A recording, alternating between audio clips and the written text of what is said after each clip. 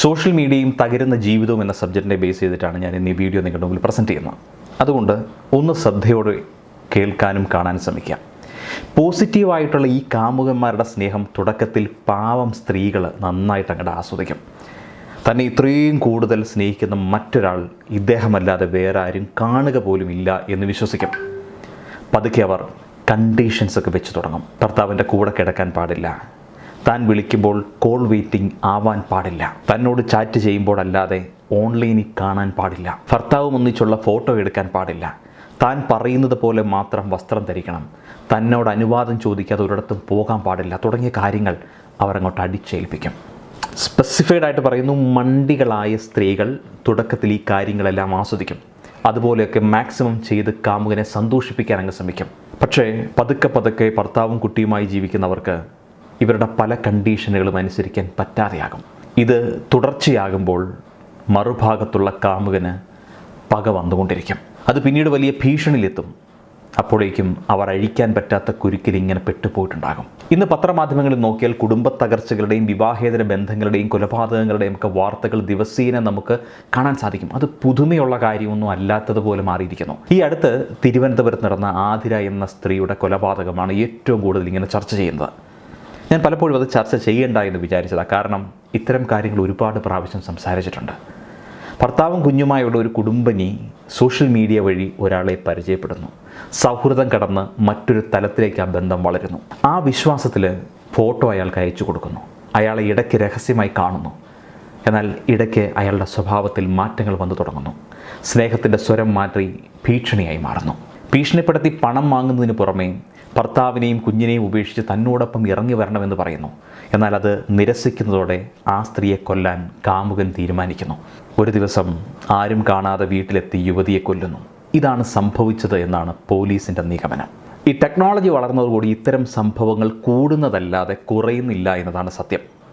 ഈ family counselling കേസുകളിൽ ഒട്ടുമിക്ക ദാമ്പത്യ ബന്ധങ്ങളുടെയും പ്രശ്നങ്ങൾ തുടങ്ങുന്നത് എല്ലാം ചെന്നെത്തിക്കുന്ന സോഷ്യൽ മീഡിയയിലെ ഏതെങ്കിലും ഒരു കണക്ഷനിലായിരിക്കും, എന്തെങ്കിലും ഒരു ബന്ധത്തിലായിരിക്കും. വിവാഹം കഴിഞ്ഞവർ മാത്രമല്ല, വീട്ടിൽ നിന്നും സ്നേഹം ലഭിക്കുന്നില്ല എന്ന തോന്നൽ സ്നേഹത്തിനായി സോഷ്യൽ മീഡിയയിൽ അലയുന്നവർ ഇത്തരം അബദ്ധ കൂട്ടുകെട്ടിൽ പെടുകയും അവസാനം തിരിച്ചെത്താൻ പറ്റാത്ത രീതിയിൽ അവർ പെട്ടുപോവുകയും ഒക്കെ ചെയ്യുന്നുണ്ട്. സോഷ്യൽ മീഡിയയുടെ ചതിക്കുഴിയിൽപ്പെട്ട് ഭർത്താവിനെ ഉപേക്ഷിച്ച് വീട് വിട്ടിറങ്ങുന്ന ഭാര്യമാരുടെയും കുഞ്ഞിനെ കൊന്ന് പുതിയ ഭർത്താവിനോടൊപ്പം ജീവിക്കാൻ തുനിഞ്ഞിറങ്ങുന്ന അമ്മമാരുടെയും ഭാര്യയെ കൊന്ന് കാമുകനോടൊപ്പം ജീവിക്കാൻ പോകുന്ന ഭർത്താക്കന്മാരുടെയും പരാജയപ്പെട്ട പ്രേമത്തിൻ്റെ പകയിൽ കാമുകനെ അല്ലെങ്കിൽ കാമുകയെ കൊന്നുകളയുന്ന ആളുകളുടെയുമൊക്കെ എണ്ണം ഓരോ ദിവസവും കൂടിക്കൂടി വരികയാണ്. നമ്മൾ പലപ്പോഴും വാർത്തകൾ അപ്പുറത്തുള്ള ആളുകളുടെ അല്ലെങ്കിൽ മറ്റൊരു ജില്ലയിലുള്ള ആളുകളുടെ വാർത്തകൾ കേൾക്കുമ്പോഴാണ് ഇന്ന് നമ്മളുടെ ഇടയിലേക്ക്, നമ്മളുടെ ചുറ്റുപാടുകളിലേക്ക് എത്തിക്കഴിയുമ്പോൾ മാത്രമേ ഇതിൻ്റെ ഭീകരത മനസ്സിലാകുള്ളൂ. സോഷ്യൽ മീഡിയ എല്ലാവർക്കും കുറ്റം പറയാം. പക്ഷേ യഥാർത്ഥത്തിൽ സോഷ്യൽ മീഡിയയും മൊബൈൽ ഫോണും ഒക്കെയാണോ കുഴപ്പക്കാർ എന്നൊരു ചോദ്യമുണ്ട്. ഈ സോഷ്യൽ മീഡിയയും മൊബൈൽ ഫോണും എല്ലാം നമുക്ക് ഉപകാരമുള്ള സംഗതികളാണ്. പക്ഷേ അത് വേണ്ട വിധത്തിൽ ഉപയോഗിക്കാൻ അറിയത്തില്ലാത്തതാണ് നമ്മളെ ഇത്തരം പ്രശ്നങ്ങളിൽ കൊണ്ടെത്തിക്കുന്നത്. അധികമായാൽ അമൃതും വിഷം തന്നെയാണ്. ഇതുപോലെ തന്നെയാണ് സൈബർ ഇടങ്ങളും. വിശാലമായി വെർച്വൽ ലോകത്ത് പ്രലോഭനങ്ങൾ ഒരുപാടുണ്ടാകും. എന്നാൽ അതിൽ ചെന്ന് തലവെച്ച് കൊടുക്കാതിരിക്കാനുള്ള യുക്തി നമുക്കുണ്ടാവണം. ഈ വെർച്വൽ ലോകത്ത് കാണുന്നതെല്ലാം ശരിയാവണമെന്നില്ല. ജീവിതത്തിൽ പ്രശ്നങ്ങളൊക്കെ ഉണ്ടാകും. ചിലപ്പോൾ ഒറ്റപ്പെട്ടു പോയതുപോലെ തോന്നും. ജീവിത പങ്കാളിയുമായി പ്രശ്നങ്ങളുണ്ടാകും.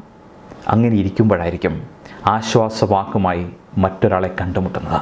നേരായ ഉദ്ദേശത്തോടെയുള്ള അതിർവരമ്പുകളുള്ള ഒരു സൗഹൃദമാണെങ്കിൽ അതിൽ പ്രശ്നമില്ല. പക്ഷെ അതെങ്ങനെ കണ്ടെത്താൻ പറ്റും?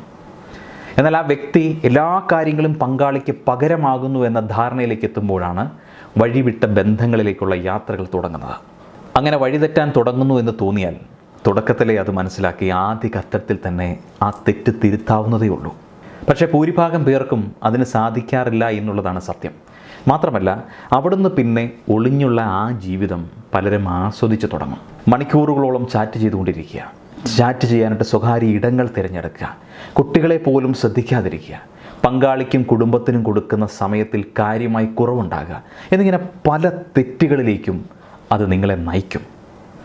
ഒരുപക്ഷെ നിങ്ങളുടെ ദാമ്പത്യ ജീവിതത്തിൽ കിട്ടാതിരിക്കുന്ന കുറച്ച് കാര്യങ്ങൾ കിട്ടിത്തുടങ്ങുമ്പോൾ നിങ്ങൾ അതിലേക്ക് പൂർണ്ണമായും മാറി മറ്റൊരു ലോകത്തിലേക്ക് എത്തും. അത് പക്ഷേ ഒരു ഫാൻറ്റസിയുടെ ലോകമാണെന്ന് നിങ്ങൾ തിരിച്ചറിഞ്ഞിട്ടുണ്ടാവില്ല. ആ നിമിഷങ്ങളിൽ നിങ്ങൾക്ക് ലഭിക്കുന്ന സന്തോഷം അത് മാത്രമേ നിങ്ങളുടെ ലക്ഷ്യമായിട്ടുള്ളൂ. ആ ഒരു സന്തോഷം ലഭിക്കാൻ വേണ്ടിയിട്ട് നിങ്ങൾ എന്തും ചെയ്യും എന്നൊരു അവസ്ഥയിലേക്ക് നിങ്ങളെത്തും. ഈ അവസ്ഥയിൽ ഏത് നിമിഷം വേണമെങ്കിലും നിങ്ങളുടെ കുടുംബജീവിതം ഇല്ലാതാകാമെന്ന് മാത്രമല്ല, ഒളിച്ചോട്ടങ്ങളിലേക്കും കൊലപാതകങ്ങളിലേക്കുമൊക്കെ നയിക്കും എന്നത് യുക്തിപൂർവം മനസ്സിലാക്കുക എന്നതാണ് ഹെൽത്തി ആയിട്ടുള്ള തോട്ടെന്ന് പറയുന്നത്.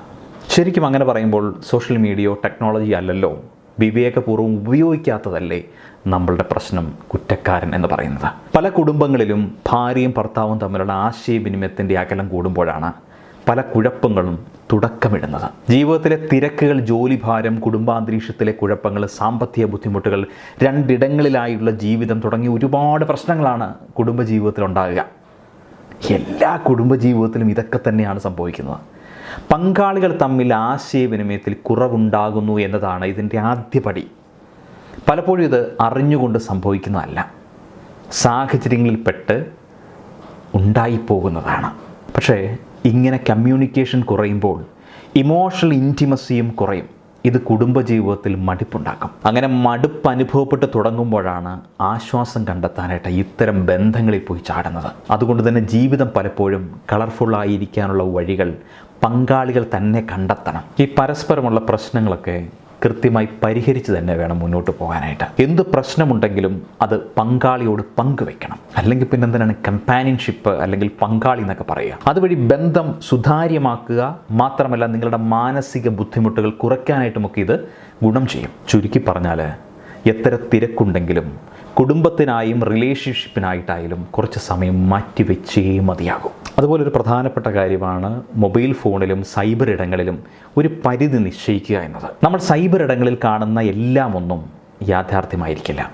അതുകൊണ്ട് യഥാർത്ഥ വസ്തുതകളിൽ അറിഞ്ഞുകൊണ്ട് മാത്രമേ അതിൻ്റെ പുറകെ പോകാൻ പാടുള്ളൂ. കഴിവതും സോഷ്യൽ മീഡിയയ്ക്ക് പേഴ്സണൽ ടൈം കൊടുക്കാതിരിക്കുക. കുടുംബത്തോടൊപ്പം കൂടുതൽ സമയം ചെലവിടുക. കുടുംബത്തിന് ഫസ്റ്റ് പ്രയോറിറ്റി കൊടുക്കുക. അലസമായ മനസ്സാണ് ചെകുത്താൻ്റെ പണിപ്പുര. അതുകൊണ്ട് തന്നെ നിങ്ങളുടെ കഴിവും സമയവും ക്വാളിറ്റി ടൈമായിട്ട് ഉപയോഗിക്കുക. ഗാർഡനിങ്, വായന, കുക്കിംഗ്, പഠനം, അങ്ങനെ പല രീതിയിൽ നിങ്ങളുടെ ഒഴിവ് സമയങ്ങൾ ഉപയോഗപ്പെടുത്താനായിട്ട് ശ്രമിക്കുക. ഈ കുടുംബജീവിതത്തിൽ പുതുമ നിലനിർത്താൻ പങ്കാളികൾ ശ്രദ്ധിക്കണം.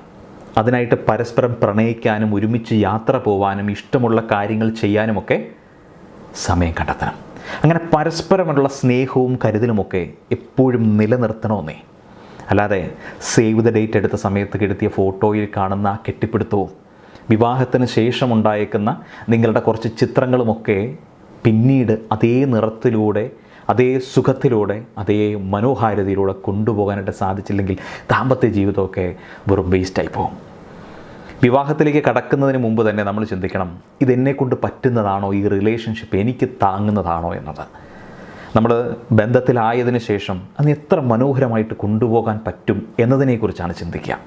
പലപ്പോഴും മുമ്പ് പല വീഡിയോകളിലും ഞാൻ പറഞ്ഞിട്ടുണ്ട്, സ്ത്രീയുടെ മനഃശാസ്ത്രം വേറെയാണ്, പുരുഷൻ്റെ മനഃശാസ്ത്രം വേറെയാണ്. ഇത് രണ്ടും തമ്മിൽ രണ്ടുപേരും പഠിച്ചതിന് ശേഷം തന്നെ വേണം കമ്പാനിയൻഷിപ്പ് മനോഹരമായിട്ട് കൊണ്ടുപോകാൻ പറ്റുക. ഇതായില്ലെങ്കിൽ ഒരുപാട് ചതിക്കുഴികൾ നമ്മളെ കാത്തിരിപ്പുണ്ട്. ഈ ചതിക്കുഴികളിലൊക്കെ വന്ന് വീണതിന് ശേഷം അതിൽ നിന്ന് പുറത്തേക്ക് വരാൻ പറ്റാതെ കൈയിട്ടടിക്കുമ്പോഴായിരിക്കും ആരെങ്കിലുമൊക്കെ ഒന്ന് കാണുക, അറിയുക.